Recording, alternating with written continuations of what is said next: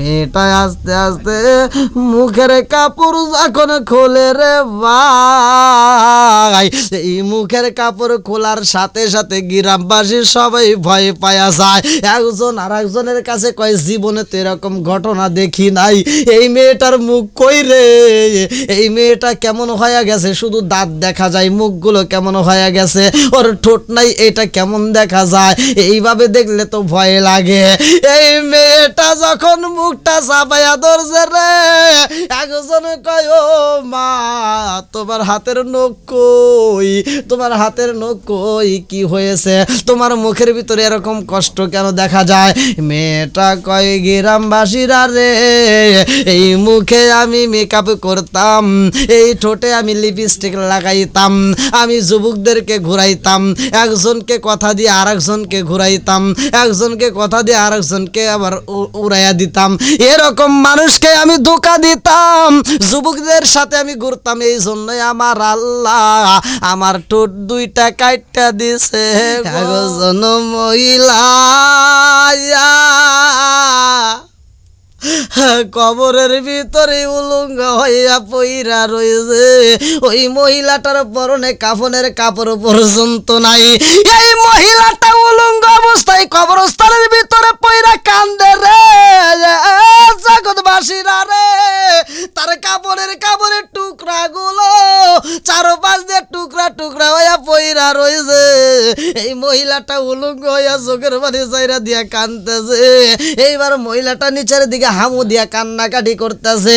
যখন কবরের স্থানের ভিতরের দিকে যখন সাড়াই উঁচা করা হয়েছে, এই মহিলা নিচের দিকে হামু দিয়া মুখটা ধইরা কান্দে আর কয় জগৎবাসীরা রে, ও জগৎবাসীরা আর দেরি কইরো না, তাড়াতাড়ি যাও আমার রুমের ভিতর দিকে, আমার ঘরের ভিতর দিকে আমার জন্য পোশাক নিয়ে আসো, আমার জন্য কাপড় নিয়ে আসবা।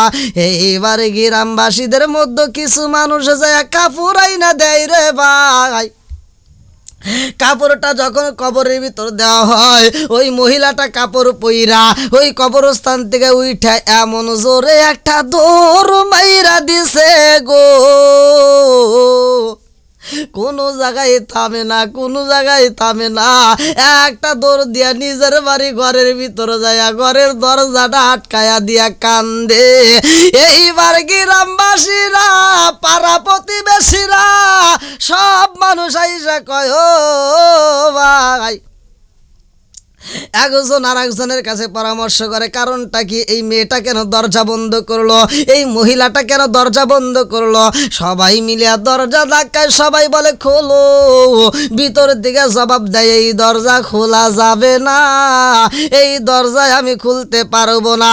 সব মানুষগুলো কয় ও মা, ও মা আমরা তোমাকে ভালোবাসি, তুমি কবরস্থান থেকে তোমারে আমরা উদ্ধার করলাম আর তুমি আমাদের কথা শুনবা না, এটা তো হতে পারে না।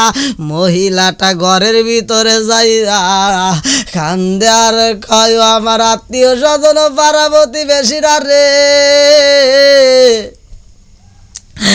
আমি এই ঘরের দরজা খুইলা তোমাদের সামনে দাঁড়াইতে পারবো না, আমার এই মুখটাই আমি দেখাইতে পারবো না, আমার মুখ তোমরা যদি দেখো ও গ্রামবাসীরা রে, তোমরা সহ্য করতে পারবা না, আমারে দেখলে তোমরা সইতে পারবা না। আমার সামনে ও দয়াল নবী গো তুমি আমার হইও গো কান্ডারি, ও দয়াল নবী গো তুমি আমার হইও গো কান্ডারি, তোমার নামে আকুল সাগর, তোমার নামে আকুল সাগর, যার তুফানে বয়না করি, ও দয়াল নবী গো তুমি আমার হইও গো কান্ডারি, ও দয়াল নবী গো তুমি আমার হইও গো কান্ডারি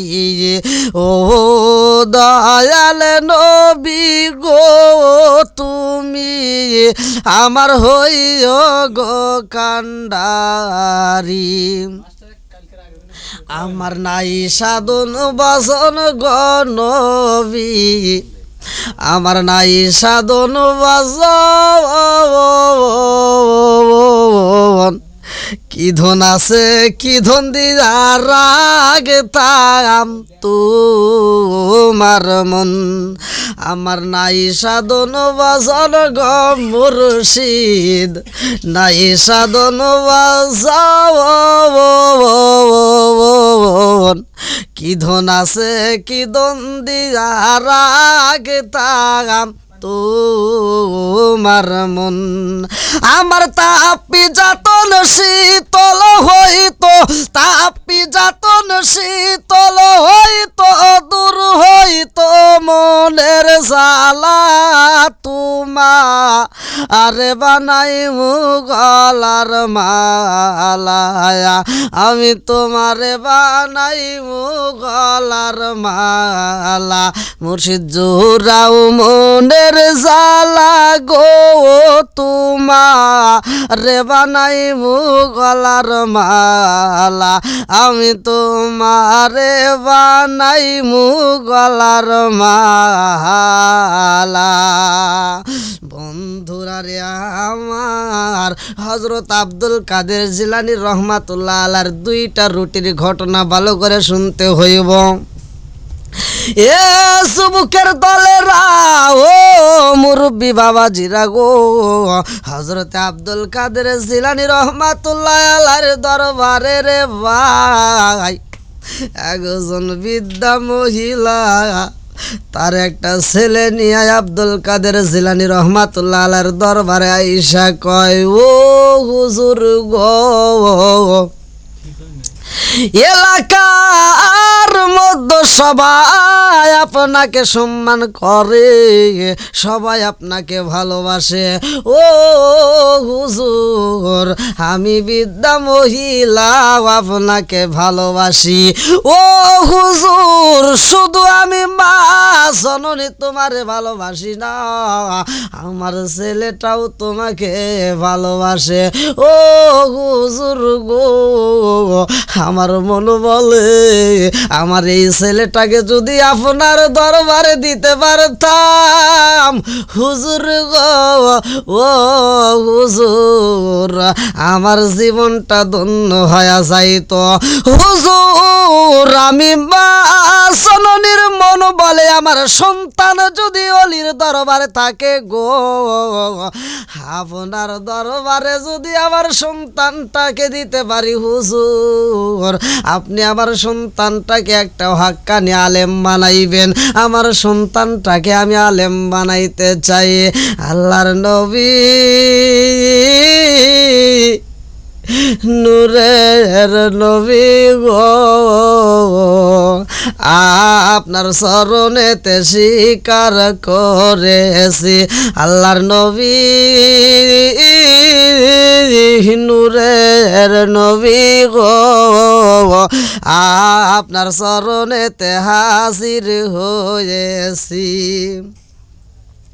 আমার মতো অপরাধী মিজানের পাল্লায় উঠাই যদি আমি ক্ষমা পাওয়ার আশা না রাখি আমার মতো অপরাধী মিজানের পাল্লায় উঠাই যদি আমি ক্ষমা পাওয়ার আশা না রাখি আপনার মুহানে লাশে জামিন পাবো আসে আপনার মুহানে লাশে জামিন পাবো আসে আপনার চরণেতে স্বীকার করেছি আল্লাহর নবী নূরের নবী গো আপনার চরণেতে হাজির হয়েছি আল্লাহর নবী নূরের নবী গো, আপনার চরণেতে স্বীকার করেছি। আরে এই বৃদ্ধা মহিলা হযরতে আব্দুল কাদের জিলানী রহমাতুল্লাহ আলাইহির দরবারে আইসা চোখের পানি ছাইরা দিয়া কান্দে আর কয়, হুজুর আমি মায়ের মনে ইচ্ছা গো হুজুর, তাকে আপনার দরবারে দিলে আমার সন্তানটা অনেক বড় আলেম হইব। ও হুজুর আমার সন্তানটাকে আমি আপনার দরবারে রাখতে চাই।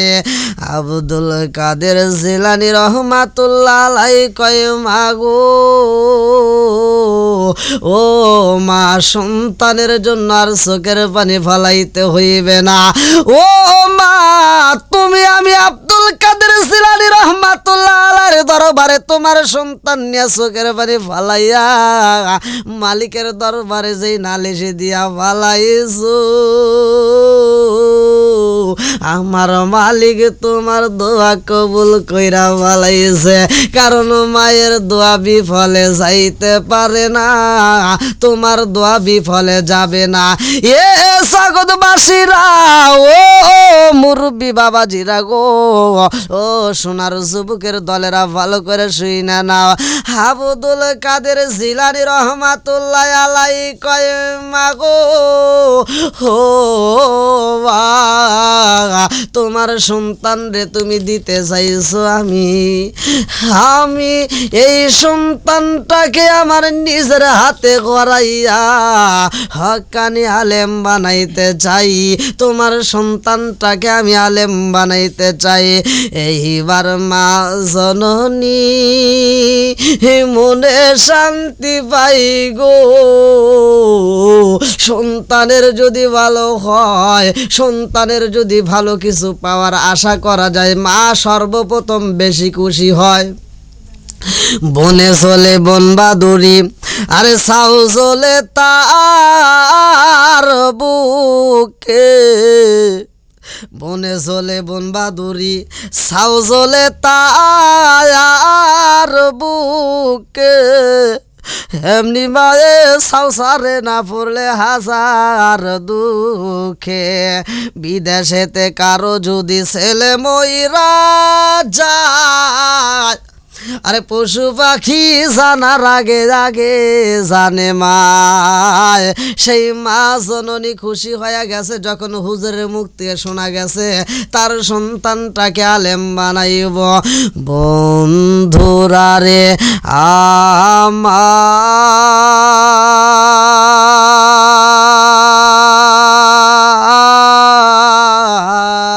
আমার, এইবার সনম দুখুনি মা সন্তানের মাথায় হাত বুলাইয়া দিয়া কান্দার কয়ে, বাবা গো, আমি তোমারে উস্তাদের কাছে রাইখা গেলাম। ও বাবা গো, উস্তাদের কাছে রাইখা গেলাম, উস্তাদের সাথে বেয়াদবি করবা না। যদি উস্তাদের সাথে বেয়াদবি করো রে বাবা, কপাল কিন্তু পুইরা যাবে, পুরা কপাল, জীবনে জোড়া লাগবে না। ও বাবা, আমি মা হইয়া তোমার জন্য দোয়া কইরা দিলাম রে বাবা। তুমি হুজুরের সোহবতে যদি থাকিতে পারো, তুমি হক্কানি আলেম হইতে পারবা। তুমি যদি হক্কানি আলেম হও, ও বাবা, আমি মায়ের কলিজাটা ঠান্ডা হয়ে যাইব। পুরা বুক জোড়াইতাম কেমনে গো, দয়াল সার ওরা দেখে না, আমি কারে জানাই, কারে বুঝাই মনে বেদনায়া পুরা বুক জুড়াইতাম কেমনে গো দয়াল সার পুরা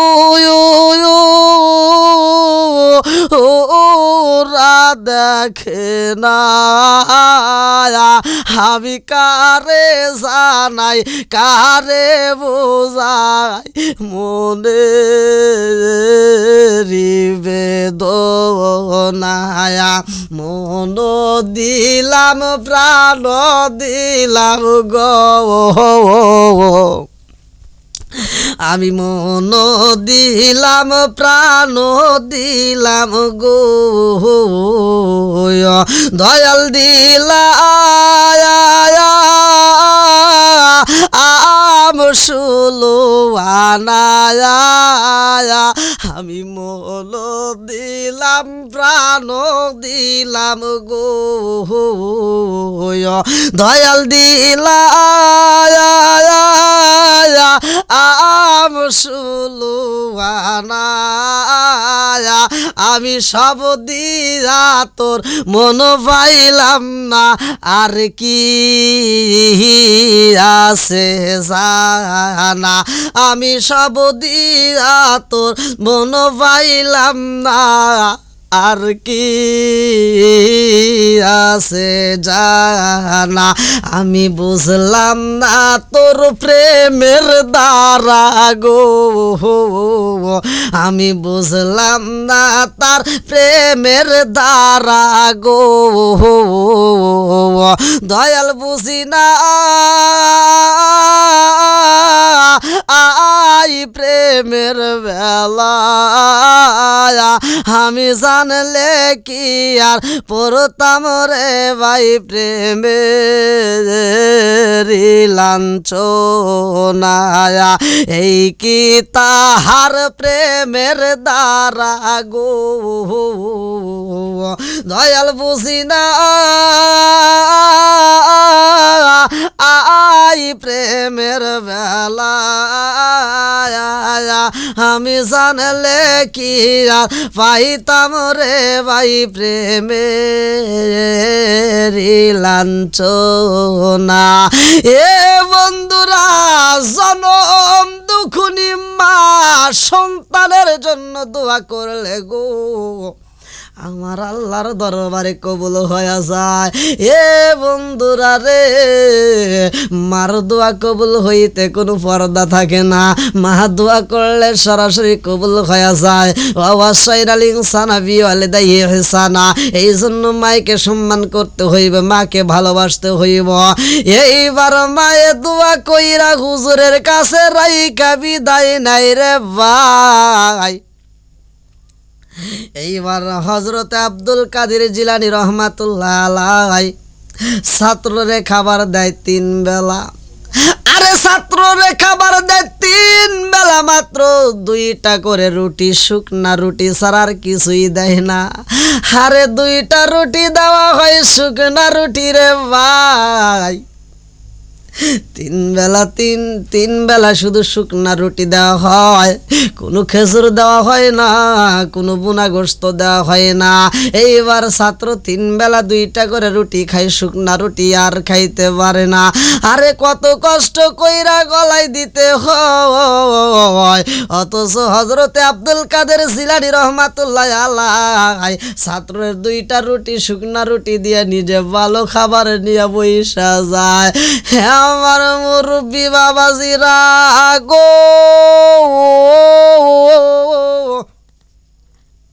ও যুবকের দলেরা এইবার লক্ষ্য করে শুনবা আব্দুল কাদের জিলানী রহমাতুল্লাহ আলাইহি ছাত্ররে 2টা করে শুকনা রুটি দিয়ে নিজে ভালো খাবার খায় এইবার ছাত্র কিছুদিন খাইতে খাইতে শুকায়া গেছে আরে শুধু রুটি খাইতে মন চাই না উস্তাদের সাথে তো বেয়াদবি করা যাইব না কারণ মা বইলা দিছে উস্তাদের সাথে বেয়াদবি করলে কপাল পুইরা যাবে কপাল যদি পুইরা যায় রে ভাই নাই, পুরা কপাল জীবনেও জোড়া লাগবে না।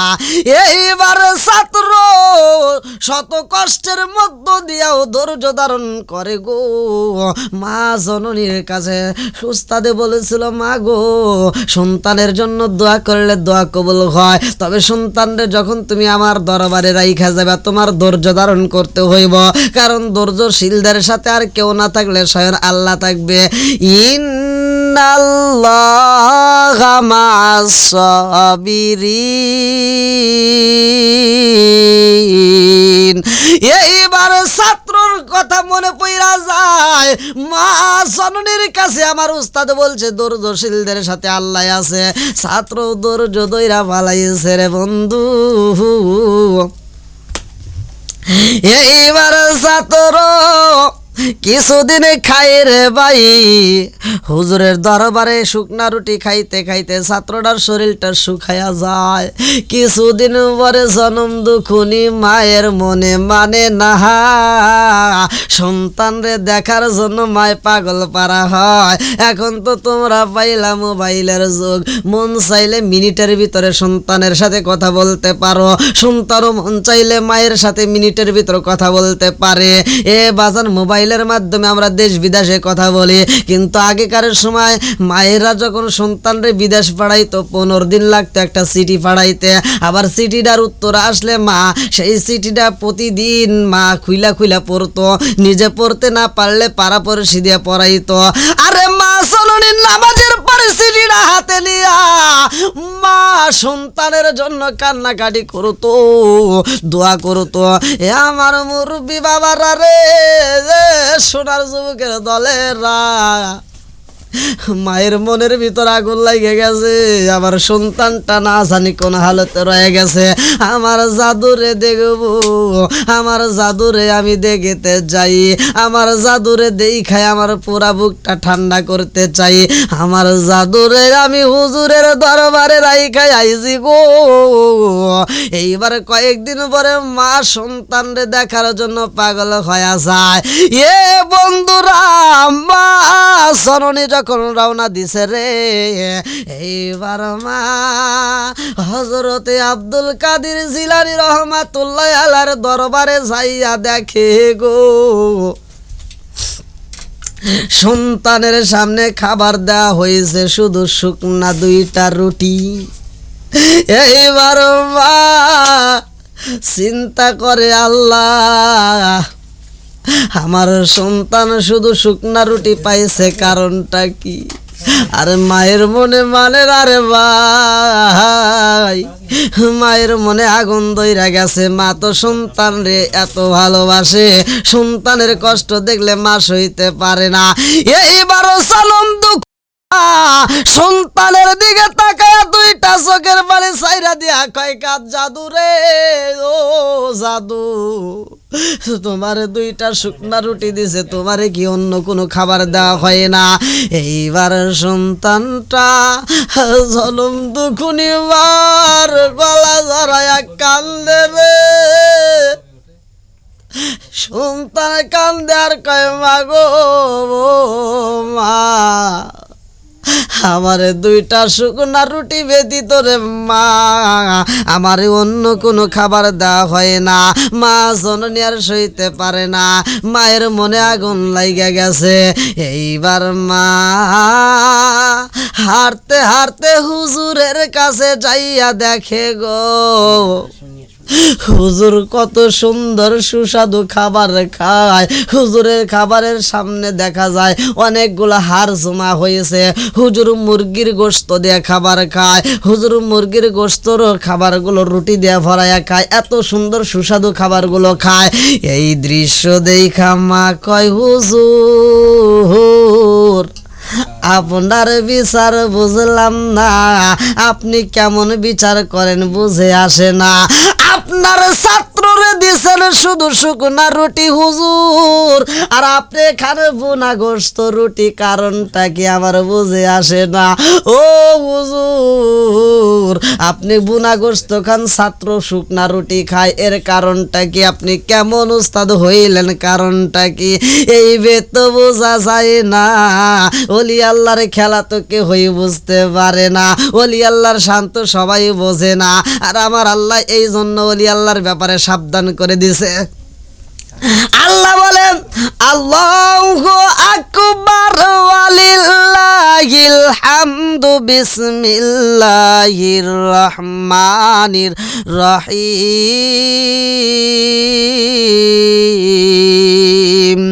আলা ইন্না আউলিয়া আল্লাহি লা খাউফুন আলাইহিম ওয়া লা হুম ইয়াহজানুন।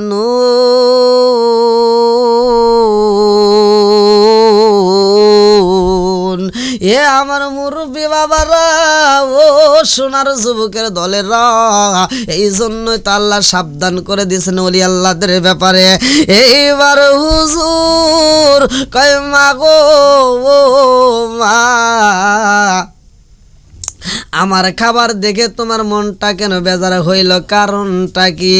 মায়ের মনে মানে না রে ভাই, মায়ের মনে আগুন লাইগা গেছে।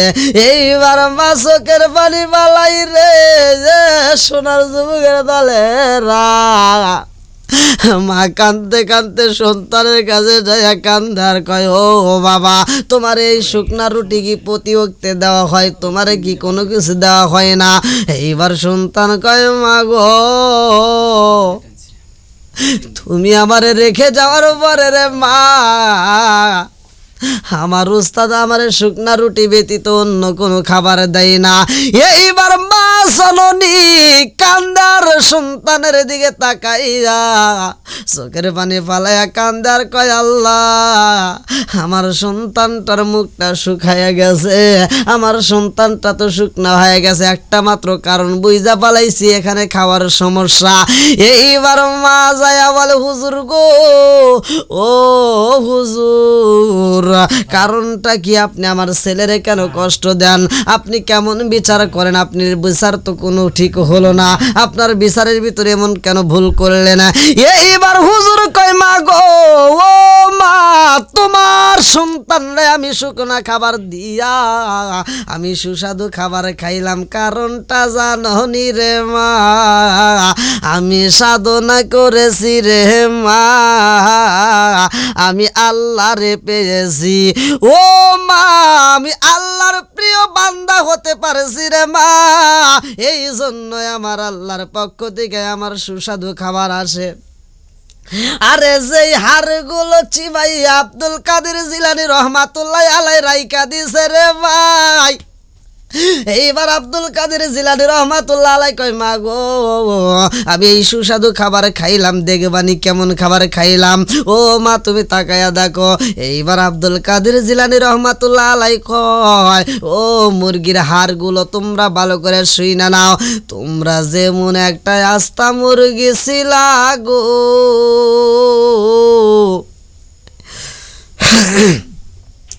এই মুহূর্তে আমার আল্লাহর হুকুমে তোমরা আবার আগের মতো আস্তা মুরগি হয়ে যাও। এইবার আগের মতো যখন মুরগি হয়ে যায়, মহাজননী কয়, হুজুর, আমি বুঝা পালাইছি হুজুর, আপনার দরবারি বেয়াদবি করা যাইবে না। আব্দুল কাদের জিলানী রহমাতুল্লাহ আলাই কয়, মা, ও মা, তোমার সন্তানরেও কষ্ট করতে হইব, আমার আল্লাহর প্রিয় বান্দা যদি হইতে পারে রে মা, তোমার সন্তানও আমার আল্লাহর পক্ষ থেকে সুস্বাদু খাবার পাইব। এই বইলা আব্দুল কাদের জিলানী রহমাতুল্লাহ আলাই দুইটা চোখের পানি ফালাইয়া দেয়া কয়, মা গো, আমি আব্দুল কাদের জিলানী রহমাতুল্লাহ আলাই আমার আল্লাহর প্রিয় বান্দা হতে পেরেছি বিদায় আমার আল্লাহ আমাকে এত সুন্দর সুস্বাদু খাবারের ব্যবস্থা কইরা দিছে। তোমরা যাইয়া দেখো না কবরের কি যন্ত্রণা, কত মুর্দা কানছে পরে ফিরে তারা আইলো না, তোমরা যাইয়া দেখো না কবরের কি যন্ত্রণা। হায় হায় মুর্দা দেখলে কান্দি আমি বাদা কেন বোঝো না, তোমরা যাইয়া দেখো না কবরের কি যন্ত্রণা, তোমরা যাইয়া দেখো না কবরের কি যন্ত্রণা। কত মুর্দা কানছে পরে ফিরে তারা আইলো না, কত মুর্দা কানছে পরে ফিরে তারা আইলো না, তোমরা যাইয়া দেখো না কবরের কি যন্ত্রণা, তোমরা যাইয়া দেখো না কবরের কি যন্ত্রণা। মুর্দা দেখলে কান্দি আমি গরম পানি চোখে মানে না, তোমরা যাইয়া দেখো না কবরের কি যন্ত্রণা। কবরের খবর আমরা কেউ রাখলাম না, কবরের দেশে সবারই একদিন যেতে হবে। বন্ধুরা রে আমার, গিরগিট নামক একটা শহরের ভিতরে ঘটনাটা ভালো করে শুই না নাও। আগে একজন ব্যক্তি কবরস্থানের পাশ দেয়া, কবরের পাশ দেয়া যাবার সময় আরে কবরস্থান থেকে মানুষের কান্নার আওয়াজে আসে, কারণটা কি? হে আমার জগৎবাসীরা রে, ও মুরব্বী বাবাজিরা গো,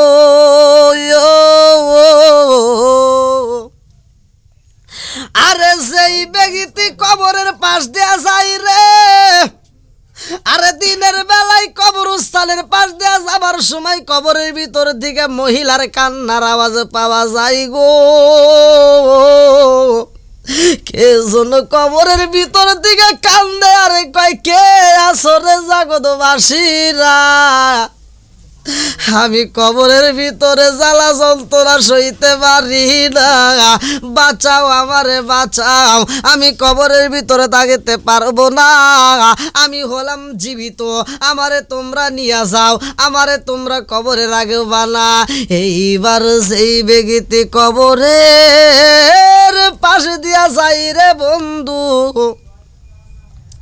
ওই ব্যক্তিটা কবরস্থানের পাশ দিয়ে যাবার পথে এইবার চিন্তা করে কারণটা কি।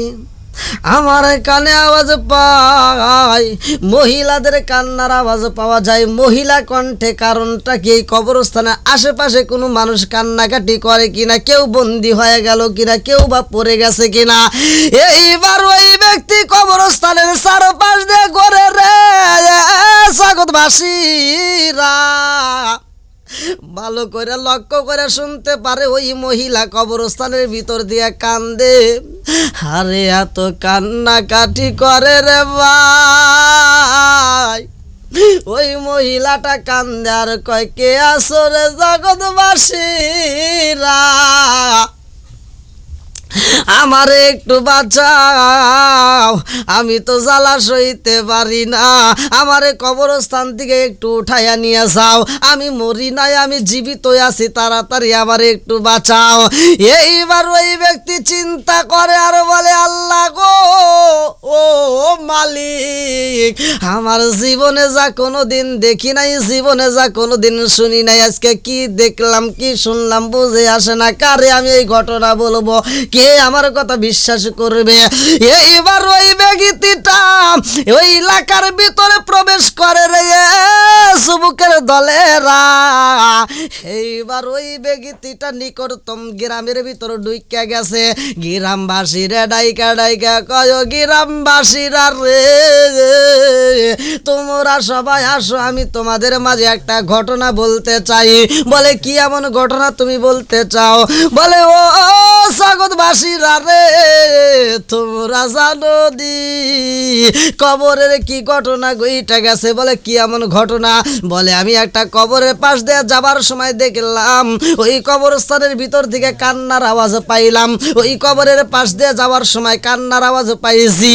ও জগৎবাসীরা রে, একটা মহিলা কবরস্থানের ভিতর দিয়ে কান্দে আর কয় কি আছো জগৎবাসীরা রে, আমারে একটু বাঁচাও, আমি তো জ্বালা সইতে পারি না। ও গ্রামবাসীরা তোমরা পারবানি ওই ব্যক্তিটারে বাঁচাইতে? গ্রামবাসীরা কয় তুমি পাগল হয়ে গেছো, যেই মানুষটা মারা যায় ওই মানুষটা আর কোনোদিন ফিরে আইতে পারে না, কারণ মৌতের ফল সে খাইব রে, সে তো আর পৃথিবীতে আসতে পারে না। তুমি কি জানো না কুল্লু নাফসিন যায়কাতুল মাউত, মৌতের ফলটা যেই ব্যক্তি খায় ওই ব্যক্তিটাই দুনিয়ার বুকে আর দ্বিতীয়বার আসতে পারে না।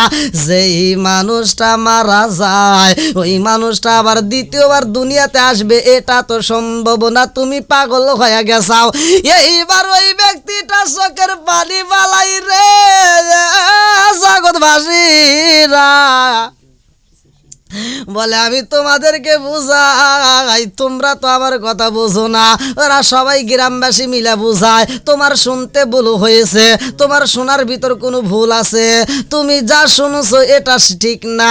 হয়তো কোনো একটা মহিলা বিপদে পড়েছিল, তার কান্নার আওয়াজ তোমার কানে লাগেছে, কিন্তু কবরস্থানের মানুষ মৃত মানুষ কানতে পারে না, আর ওই মৃত মানুষের কান্নার আওয়াজ দুনিয়ার বুকের মানুষ কোনোদিন শুনতে পারে না, এটা সম্ভব না।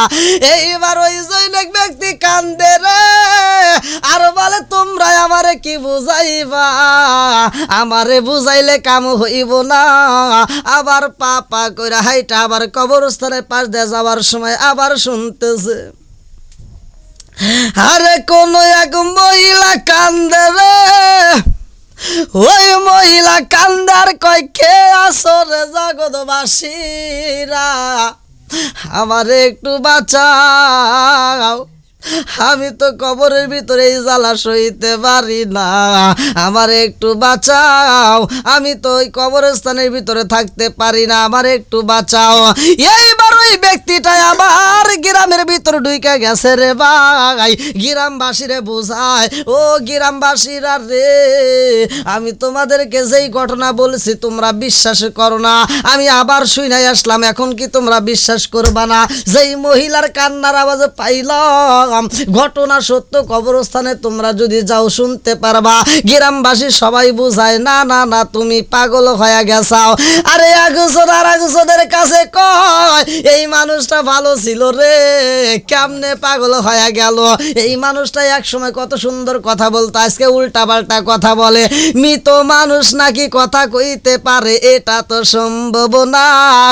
যেই মানুষটা একবার মারা যায় ওই মানুষ তো আর কোনোদিন কথা বলতে পারে না।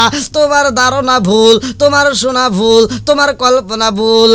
এইবার ওই ব্যক্তিটা চোখের পানি ফালায়, কানতে কানতে আবার রওনা দিছে। তিনবারের মাথায় কবরস্থানে যাইয়া আবার শুনতে পারে। এইবার ওই ব্যক্তি কবরস্থানের পাশে দাঁড়াইয়া রে জগৎবাসীরা, ওই ব্যক্তিটা কবরস্থানের পাশে দাঁড়াইয়া আর মহিলার কান্নার আওয়াজ পাইয়া নিজেও চোখের পানি ছাইরা দিয়া কান্দার কয় কে গো মা, ও মারে কে তুমি মা? চোখের পানি ছাইরা দিয়া কান্দ, কারণটা কি? ওই মহিলাটা বলে কে গো আপনি কে, আবার একটু বাজান, এই কবরস্থানের ভিতরে আমি বন্দি হয়ে আছি, আমার একটু কবরস্থান থেকে বের করে নিয়ে যাবেন, একটু আসেন, আমাকে একটু সহযোগিতা করেন। এই কথা শোনার পরে ওই ব্যক্তিটা আর দেরি করে না রে ভাই, পাশের নিকটতম যেই গ্রামগুলো আছে ওই গ্রামগুলোতে আবার প্রবেশ কইরা গ্রামবাসীরা ডাইকা বোঝায় ও গ্রামবাসীরা গ্রামবাসীরা রে, আমি বললাম তোমরা বিশ্বাস করো না, তোমরা বলো আমি পাগল হয়ে গেছি। এইবার আমি তোমাদের কাছে একটা ঘটনা বলতে চাই, তোমরা আমার সাথে যাইবা, আমি তোমাদেরকে দেখাইতে চাই। এইবার গ্রামবাসীদেরকে সাথে নিয়া ওই ব্যক্তি যখন কবরস্থানের পাশে দাঁড়াইছে রে, যুবকের দলেরা ভালো করে শুইনা নাও। এইবার এই ব্যক্তিটা কয়, ও গ্রামবাসীরা তোমরা কবরস্থানের চারপাশ দিয়ে দাঁড়াইয়া যাও, দেখো এই কবরস্থান থেকে কান্নার আওয়াজ আসে। আমার জীবনে এমন কান্নার আওয়াজ কোনোদিন শুনি নাই। আরে আমার জীবনে এমন কান্নার আওয়াজ জীবনে শুনি নাই গো। দুনিয়ার মানুষ এভাবে কান্না করতে পারে না। তোমরা একটু লক্ষ্য করে শোনো, সবগুলো মানুষ এইবার লক্ষ্য করে শুনতেছে। ওই কবরস্থান থেকে কোন একজন মহিলা কান্দে গো। একজন মহিলা কান্দে আর কয়, কে আসাও আমার একটু বাঁচাও, আমি তো সইতে পারি না, এত জ্বালা যন্ত্রণায় আমার কবরের ভিতর হয়, আমার একটু বাঁচাও, আমার একটু এখান থেকে বের করে নিয়ে যাও। এইবার সব মানুষগুলো শুই নাই একজন আর একজনের কাছে কয়, ব্যাপার কি? যেই ব্যক্তিটা আমাদের কাছে একবার নয়, দুইবার নয়, তিনবার গেছে, তার কথা তো সত্য। কবরস্থানের ভিতর থেকে কান্নার আওয়াজ আসে, বাঁচাও বাঁচাও বলে কান্দে। এইবার আমরা কি করব? এইবার ওই জৈনক ব্যক্তি কান্দে আর কয়, ও গ্রামবাসীরা রে, তোমরা তো আমার কথা বিশ্বাস করো না, এখন তো তোমরা শুনতে পাইছো, তাইলে কি করবা? ওই মানুষটাকে কি তোমরা বাঁচাইবা না? এইবার গ্রামবাসীরা কয়, ও ভাই, তারে আমরা কেমনে বাঁচাবো? এটা সম্ভব না, এইটা একটা আলেমের কাছে শুনতে হইব, ইমামের কাছে ফতুয়া নিতে হইব, তার কাছে আগে পরামর্শ করতে হইব। কবরস্থানে মাইয়াত মাটি দেওয়ার পরে আবার কবর খনন করা যাবে কিনা এইটা তো না, হুজুরের কাছে আলোচনা করতে হইব। এইবারে সবাই গ্রামবাসী মিলিয়া হুজুরের কাছে যায়, ইমাম সাহেবের কাছে যায়, কান্দার কয়, ও ইমাম সাহেব, জীবনে তো এরকম কোনোদিন ঘটনা ঘটে নাই, আজকে কেমনে ঘটলো বুঝে আসে না। যেই মানুষটা মারা গেছে কিছুদিন আগে, আজকে তার কবর দিকে কান্নার আওয়াজ পাওয়া যায়, কারণটা কি? ইমাম সাহেব কয়, ও ভাই, তোমাদের মন কি বলে? এইবার সব মানুষগুলো কয়, হুজুর গো, ও হুজুর, ওই মহিলাটার কবর থেকে কান্নার আওয়াজ পাওয়া যায়, আর ওই মহিলাটা কান্না করে আর বলে, আমাকে একটু বাঁচাও, আমি তো সইতে পারি না, আমাকে তোমরা নিয়ে যাও, আমারে তোমরা এখান থেকে বের করো। ইমাম সাহেব কয়, সবাই যদি সাক্ষী দাও কবরস্থানে মাইয়াতে জীবিত আছে, তাইলে তারে বের করতে পারবা, কারণ একজনের সাক্ষী নয়, সবাই যদি সাক্ষী দিতে পারো, সবাই যদি এ কথা শুনতে পারো, তাহলে তার কবর খুঁড়ে বের করবা। এইবার সবাই হুজুরের অনুমতি পাইছে রে জগৎবাসীরা। মৃত মহিলার কবর দিকে আবার তাকে জীবিতভাবে বের করা হইব। ঘটনাটা ভালো করে শুইনা নাও। এইবার ওই মহিলার কবরস্থানের পাশে দাঁড়াইয়া মানুষগুলো যাইয়া কবরের মাটি খুঁড়িয়া এইবার বাঁশের জাড়াই যখন উঁচা করেছে রে ভাই, একজন মহিলা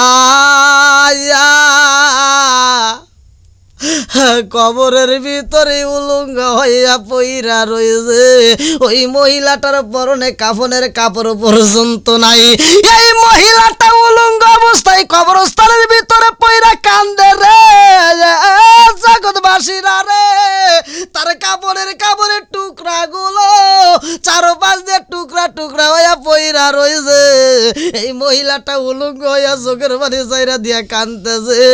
এইবার মহিলাটা নিচের দিকে হামু দিয়া কান্নাকাটি করতেছে।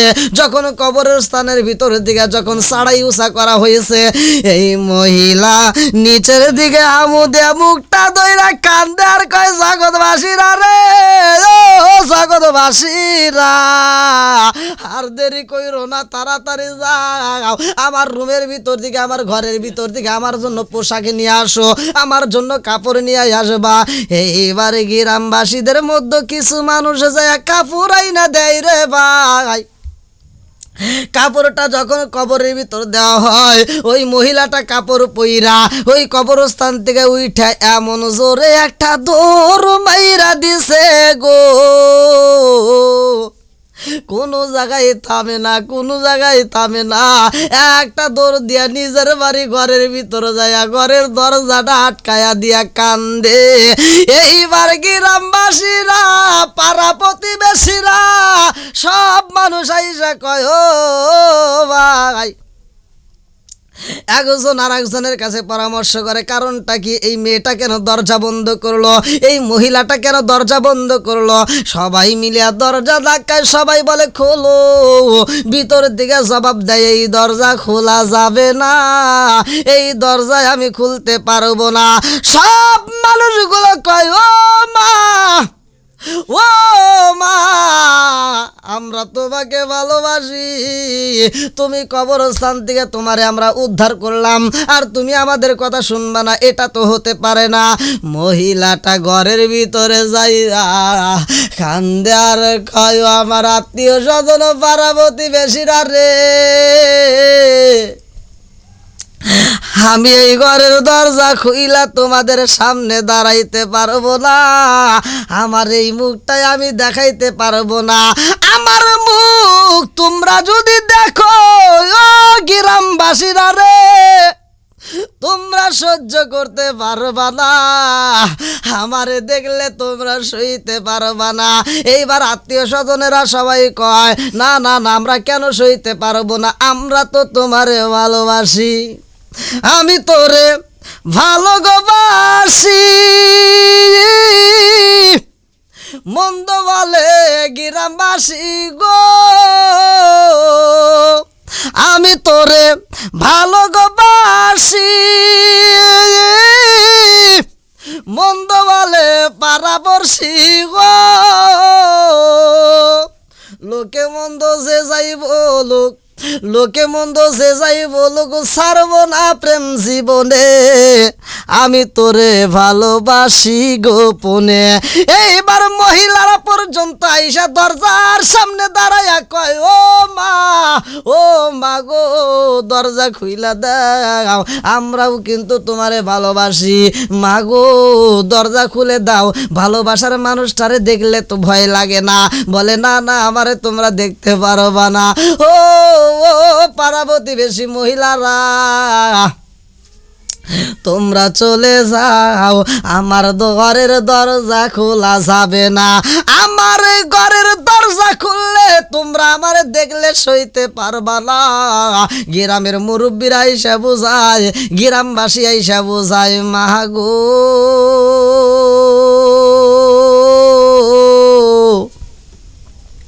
কথা দিলাম, আমরা তোমারে দেখা ভয় পাবো না, তুমি একটু ঘরের দরজা খুইলা দাও, যেহেতু তোমারে আমরা আগে থেকে চিনি। ও মা, মা গো, ও মা, আমরা তো তোমার আগে থেকেই ভালো করে জানি, আমরা তো তোমারে চিনি, তোমারে দেখলে কেন ভয় পাবো, তোমারে দেখলে যদি ভয় পাইতাম রে মা, কবরের দিকে তোমারে আমরা উদ্ধার করতাম না, আজকে উদ্ধার করছি, তুমি কি আমাদের কথা রাখবা না? এইবার মহিলা সবার কথা যখন শোনে রে ভাই, সবার অনুরোধের কারণে এইবার মেয়েটা ঘরের দরজা খুইলা দিছে। ও কাপড়ের আসল দিয়া মেয়েটা মুখটা ডাইকা বালাইছে রে জগৎবাসীরা, কাপড়ের আসল দিয়া মুখটা ডাইকা মেয়েটা কান্দে। গ্রামবাসীরা কয়, ও মাগো তোমার মাথার চুল কই, তোমার মাথা দেখলে ভয় লাগে, কারণটা কি, তোমার মাথার চুল কি হয়েছে? মেয়েটা কান্দে আর কয়, হে গ্রামবাসীরা গো,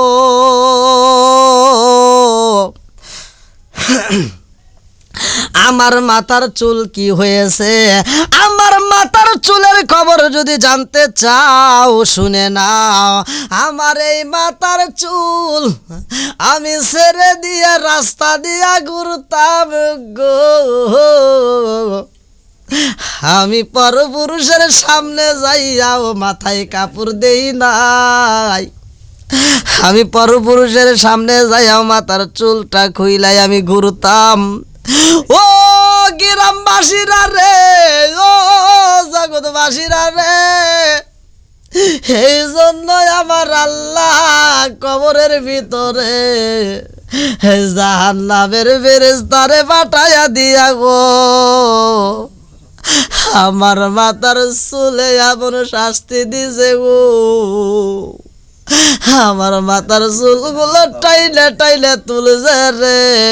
শুধু তাই না, বিষাক্ত সাপ দিয়ে আমার মাথায় আঘাত করা হয়েছে, আমার মাথায় এমন পরিমাণ আঘাত করছে গো, ও গ্রামবাসীরা রে, আমি তো সইতে পারি না। আর একজন কয় ও মা তোমার মুখটা কেন বন্ধ রাখছো রে মা, তোমার মুখটা একটু খুইলা দাও, তোমার মুখটা আমরা একটু দেখতে যাই। এই মেয়েটা কান্দে রে, বলে আমার মাথা দেখেছো তোমরা সইতে পারো না, আমার মুখ দেখলেও তোমরা সইতে পারবা না। আরে এইবারে একজন কয় মারে ও মা আমরা তোমারে ভালোবাসি, তুমি কি তা জানো না? তোমার মাথা দেখাই আমরা সহ্য করলাম, তোমার মাথা দেখে আমরা সইতে পারলাম, তোমার মুখ দেখলে কেন আমরা সইতে পারবো না? এই মেয়েটা কান্দার কই গ্রামবাসীরা রে, আমিও তো তোমাদের ভালোবাসি, আমার ভালোবাসার কারণেও আমি তোমাদেরকে দেখাইতে চাই না, কারণ হইলে আমার মুখ দেখলে তোমরা সইতে পারবা না। বলে কারণটা কি কি হয়েছে একটু বইলা দাও। এই মেয়েটা এইবার বলে আমার মুখ আগের মতো নাই, আগে যেমন চেহারাটা সুন্দর ছিল গো, আমি রাস্তা দিয়া চুল ছেড়ে দিয়া আমার মুখে এমনভাবে মেকআপ করতাম, আমার ঠোঁটের উপরে লিপস্টিক লাগাইয়া আমি পরপুরুষের সামনে দিয়া ঘুরতাম, আমি কত জায়গায় ঘুরতাম, আমি ছেলেদেরকে ঘুরাইতাম, আমি একটা নয় দুইটা নয় কত ছেলেদেরকে পিছনে পিছনে ঘুরাইতাম। আরে আমার জীবনে আমি এই ঠোঁটে কত রঙ বেরঙের লিপস্টিক লাগাইলাম, 2000-3000 টাকার লিপস্টিক লাগাইয়া মানুষকে আকর্ষণ করে দেখাইলাম। এই জন্যই আমার আল্লাহ আমারে এত শাস্তি দিছে রে গ্রামবাসীরা, আমার ঠোঁট দুইটা কাইটা পালাইছে, আমার মুখের ভিতরে দাঁত ছাড়া আর কিছুই নাই, এই মুখটা দেখলে তোমরা সইতে পারবা না। এইবার গ্রামবাসীরা কয় ও মা গো মা আমরা একটু দেখতে চাই, তোমার মাথা দেখছি একটু মুখটা একটু দেখাও। মেয়েটা আস্তে আস্তে মুখের কাপড় যখন খোলে রে ভাই, এই মুখের কাপড় খোলার সাথে সাথে গ্রামবাসী সবাই ভয় পায়া যায়, একজন আর একজনের কাছে কয় জীবনে তো এরকম ঘটনা দেখি নাই, এই মেয়েটার মুখ কই রে, এই মেয়েটা কেমন হয়ে গেছে, শুধু দাঁত দেখা যায়, মুখগুলো কেমন হয়ে গেছে, ওর ঠোঁট নাই, এটা কেমন দেখা যায়, এইভাবে দেখলে তো ভয় লাগে। এই মেয়েটা যখন মুখটা চাপাইয়া ধরছে রে, একজন কয় ও মা তোমার হাতের নখ কই, তোমার হাতের নখ কই, কি হয়েছে, তোমার মুখের ভিতরে এরকম কষ্ট কেন দেখা যায়? মেয়েটা কয় গ্রামবাসীরা রে, এই মুখে আমি মেকআপ করতাম, এই ঠোঁটে আমি লিপস্টিক লাগাইতাম, আমি যুবকদেরকে ঘুরাইতাম, একজনকে কথা দিয়ে আরেকজনকে ঘুরাইতাম, একজনকে কথা দিয়ে আরেকজনকে আবার উড়াইয়া দিতাম, এরকম মানুষকে আমি ধোঁকা দিতাম, যুবকদের সাথে আমি ঘুরতাম। এই জন্যই আমার আল্লাহ আমার ঠোঁট দুইটা কাইটটা দিছে গো, এই ঠোঁট দিয়ে মিথ্যা কথা বইলা বইলা আমি কত কথা বলেছি। এই বাসীরা কয় তোমার হাতের নখ কই, ওই মহিলা কান্দে আর কয় গ্রামবাসীরা রে, ও গ্রামবাসীরা আমার হাতের নখ নাই, পায়ের নখ নাই, কারণ হইল এই হাতে লেল পালিশ লাগাইতাম, আমি এই নখের ভিতর লেল পালিশ লাগানোর কারণে আমি তো উজু করতে পারি নাই, আল্লাহর হুকুম আমি মানতে পারি নাই। ও গ্রামবাসীরা রে, এই জন্য আমার আল্লাহ এত আযাব দিছে গো। এই আযাবের কথা আমি তোমাদেরকে যদি বলি রে ভাই, তোমরা সইতে পারবা না। কবরের ভিতরে এত যন্ত্রণা হয় যেটা দুনিয়ার বুকে মানুষ জানতে পারে না। তোমরা যাইয়া দেখো না কবরের কি যন্ত্রণা, কত মুর্দা কানছে পরে ফিরে তারা আইলো না। তোমরা যাইয়া দেখো না কবরের কি যন্ত্রণা, কত মুর্দা কানছে পরে ফিরে তারা আইলো না। তোমরা যাইয়া দেখো না কবরের কি যন্ত্রণা, মুর্দা দেখলে কান্দি আমি, তোমরা কেন বোঝো না? তাহার চোখের গরম পানি বাদা কেন মানে না? আমার চোখের গরম পানি বাদা তো ভাই মানে না। তোমরা যাইয়া দেখো না কবরের কি যন্ত্রণা। এই মেয়েটা তখন বলছে, ও আমার গ্রামবাসীরা রে, এত আযাব হয়, এই আযাবের কথা বললে তোমরা সইতে পারবা না। আমার আল্লাহ আমার অপরাধের কারণে এত শাস্তি দেয়। এই কথা বইলা মেয়েটা ঘরের ভিতরে আবার টইলা পরে রে। ও জগৎবাসীরা রে, এই মেয়েটা আবার আস্তে আস্তে ঘরের ভিতরে টইলা পরে আবার মারা যায়। গ্রামবাসীরা তারে দাফন করে, হারিয়াকে আর একজনের কাছে কান্নাকাটি করে গো। এমন পাপ করছো গো, পর্দায় না থাকার কারণে এই মেয়েটার এত শাস্তি হয়, পর্দা না করার কারণে, বেগানা পুরুষের সামনে যাওয়ার কারণে আমার আল্লাহ এই মেয়েটার এত গজব দিছে, এত আযাব হইছে গো। এই আযাবের কথায় আমার আল্লাহ আমাদেরকে প্রকাশ কইরা জানায়া দিছে, পর্দা পর্দা করে আলে, পর্দা কেন বোঝো না? নারীর পর্দা উইঠা গেল, দেখে টিভি সিনেমা, পর্দা পর্দা করে আলে, পর্দা কে গো বোঝে না? নারীর পর্দা উইঠা গেল, দেখে টিভি সিনেমা। শোনো রে মুমিন ও মোমেনা, পর্দা সারা কেউ গুরবানা। শোনো রে মুমিন ও মোমেনা, পর্দা সারা কেউ গুরবানা। নইলে সেদিন জাহান্নামে, নইলে সেদিন জাহান্নামে ভুগবি শুধু যাতনা। পর্দা পর্দা করে আলে, পর্দা কেহ বোঝে না।